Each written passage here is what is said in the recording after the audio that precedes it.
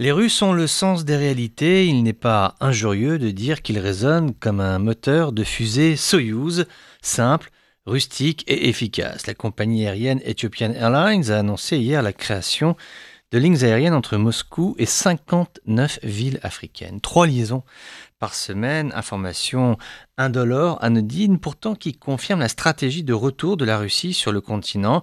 Vladimir Poutine sait qu'il n'est pas de politique de puissance sans présence en Afrique. Ce n'est pas la destination la plus facile, mais elle est nécessaire. Chine, France, dans une moindre mesure États-Unis, c'est là un passage obligé. Moscou a déjà commencé à pousser ses pions en République centrafricaine. Il possède des réseaux de vieilles connaissances héritées de la guerre froide, hein, quand les grandes puissances s'affrontaient par procuration, guérilla interposée et gouvernement fantoche, c'était les années de l'oncle Sam guerroyant contre l'ours de Sibérie.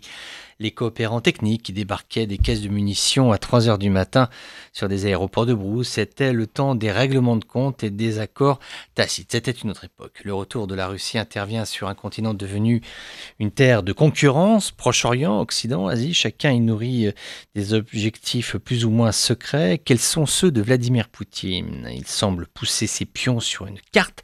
Au poker, on dit qu'il joue pour voir.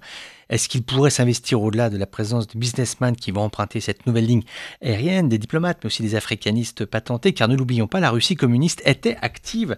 Elle recevait des étudiants, offrait des programmes de formation, elle savait cajoler les élites africaines, entretenir des relations.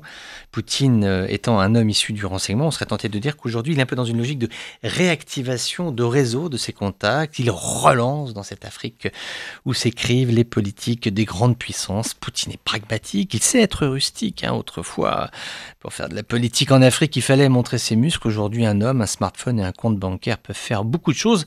Les temps ont changé, voyons si la Russie saura y faire sur ces terres africaines où, ici aussi, tout a changé.